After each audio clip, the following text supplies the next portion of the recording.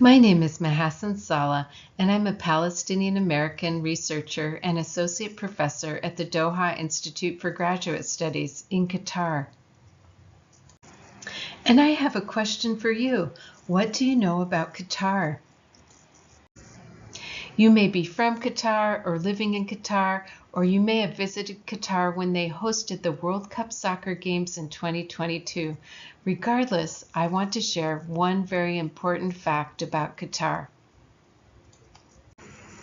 According to the National Constitution and the Qatar National Vision, family is considered the pillar of society.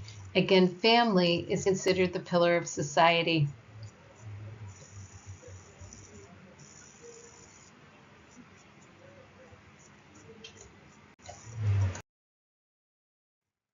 In relation to that, we know in the Arab world that family is central in our lives and to our religions and cultures. And family history is why we're here today at RootsTech. If family history is a new interest to you, and even if you've had a long time interest and familiarity, there's always something more to discover at RootsTech. I'll share a few more facts about Qatar. It's a small but dynamic peninsular nation nestled on the northeast coast of the Arabian Peninsula. With a population of approximately 2.9 million, this Arab country's official religion is Islam, and the country is home to a vibrant mix of Qatari nationals and expatriates. Doha, its capital, is a city where traditions and cutting-edge innovation exist. The leader of Qatar is His Highness the Emir Sheikh Tamim bin Hamad Al Thani. As suggested by that statement I shared with you from the Qatari National Constitution, the importance of family is an essential theme for his government. There is the Ministry of Social Development and the Family, and this focus on the family is also championed by members of the ruling family. If you're from Qatar or an expatriate, you also know that the country is committed to preserving Qatari heritage. There's the Ministry of Culture and many organizations that focus on heritage. And just to name a few, there is Qatara, the cultural village. The Qatar museums, including the Museum of Islamic Art. And there's the National Museum that contains a wonderful oral history exhibit. And of course, there's many more museums in the country. The National Library is very important to discuss in relation to family history. I will share a few interesting facts about the Qatar National Library. It's a world-class institution housing over 1 million books and serving as a crucial hub for preserving and sharing knowledge. The Qatar National Library also has a heritage library with very dedicated staff and excellent programs and events, and I've included a link to the website. The Heritage Library contains a remarkable permanent exhibition featuring approximately 400 rare items from the Arab and Islamic world. The exhibit is downstairs in the library, and I encourage you to visit. The library has a digital collection, archives, manuscripts, photographs, maps, and audio recordings that document the rich history of the Gulf region and beyond. And it is also important to note that the Qatar National Library also has family collections. His Excellency Dr. El Kawari, Minister of State and President of the Qatar National Library, has said that the family collections are of strategic importance in preserving national heritage. He said these family collections fill narrative gaps in the history of Qatar and the region and provide valuable historical material that cannot otherwise be accessed. He further highlighted the role of individuals and family libraries in documenting Qatar's history and preserving its traditions as an essential part of the library's mission to enrich knowledge and to promote national identity. If you're Qatari or an Arab from another country, or an Arab first, second, or even third generation in the diaspora, you might be thinking, well, my family doesn't have a family library and a family history collection, or maybe they do. Even if you don't have an established family library or archive, many of us have access to a library of family stories in our minds or in the minds of our relatives that we might take for granted. Or perhaps you don't know those stories yet, and you may be someone who wants to hear and discover family stories. We need to remember that we have the great potential to preserve our own family heritage, and we can have a family library of memories and stories if we take some time to record our family stories. For some, it may be starting with your own generation. And thinking back to what His Excellency Dr. El-Kuwari said, your family history may be contributing to your country's history. And as someone with Palestinian heritage, that statement is so important to me, and I'm sure it resonates with many of you.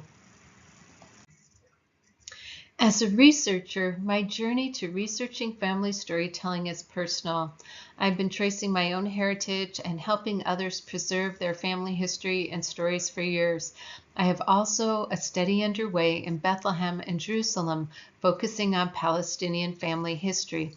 And I've recently launched a research study about family storytelling in Qatar that is funded by the Qatar Research Development and Innovation Council.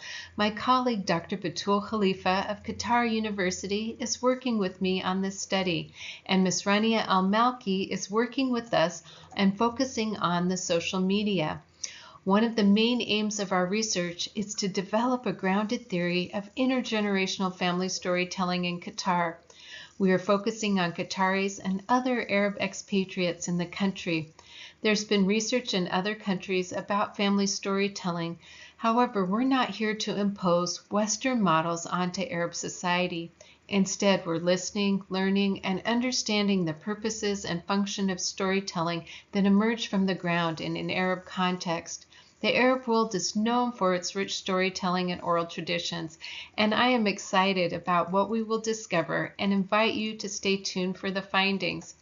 Another dimension of this project that is not part of the research is to generate interest in family storytelling in the community and Arab society. We have a website that we will be featuring interviews with notable people and our community events. Feel free to visit the website familylegacyqatar.com. Just a few minutes ago, I mentioned that many of us have a library of family stories in our minds, but how many of us have recorded or written down these stories and memories? My main goal today is to invite you and challenge you either to tell a family story to someone in your family or ask someone in your family, perhaps your oldest living relative, to tell you a family story and then write and record that family story. What is an important family story that you remember or treasure? Some people may take the knowledge of family stories for granted because they have already heard these stories or have access to the people or resources where these stories are recorded.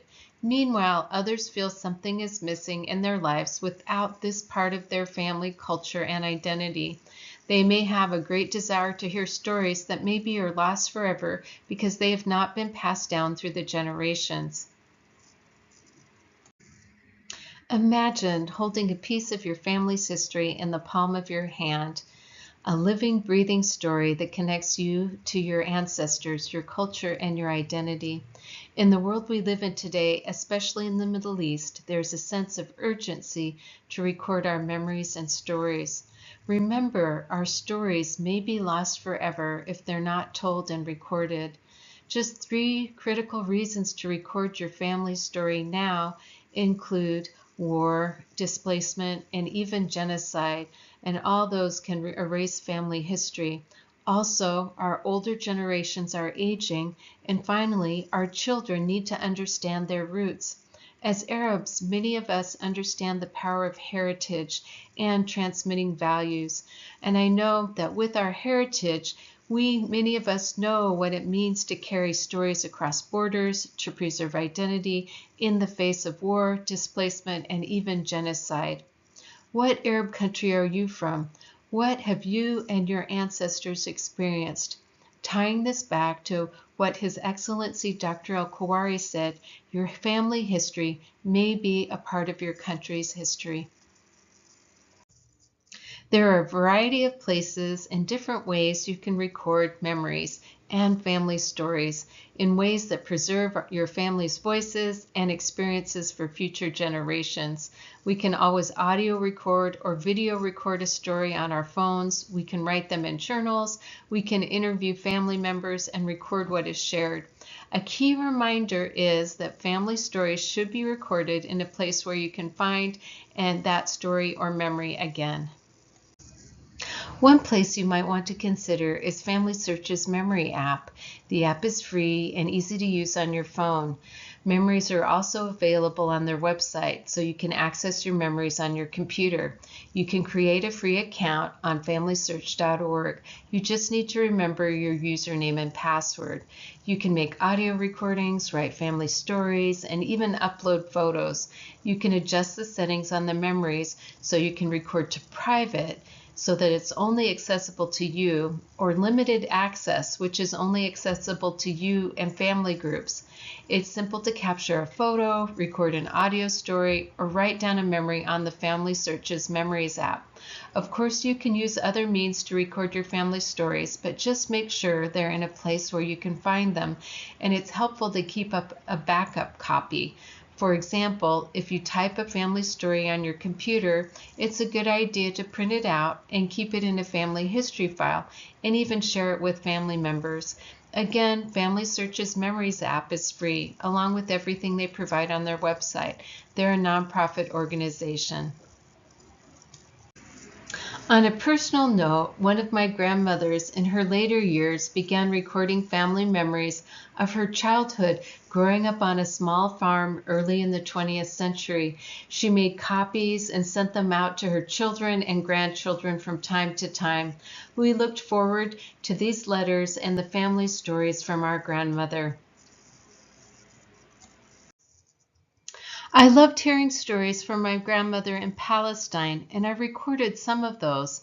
I also remember my mother and my father telling me stories about my grandmother, and my mother talked about going with my grandmother to bake bread at the community oven or taboon. Since I don't have any photos of my grandmother baking bread, here are some of the priceless photos of heritage from the Palestinian National Museum digital archives. With simple steps, our family history and our family stories can become our archive, our resistance against forgetting, and the ties that bind us together from the past to the present and generations to come. As I'm concluding this presentation, I would like to share one more resource with you if you're interested in taking a deeper dive into your Arab family history, or even if you're just beginning. There's an organization, the National Society for Arab and Arab American Genealogy, or NESAB. I'm a member of the board, and it is a non-profit organization, and the mission is to foster interest in Arab and Arab American genealogy by encouraging education, research, writing, and recording family histories and preserving records. We meet online and have speakers and hold meetings to help each other with our family history and exchange ideas. Please check out our social media and website. I look forward to connecting with others in that forum. And the website is ArabAmericanGenealogy.com. As I end this presentation, I want to thank you for joining me on this journey of family storytelling, and I wish you the best in telling family stories and also remembering them and recording them.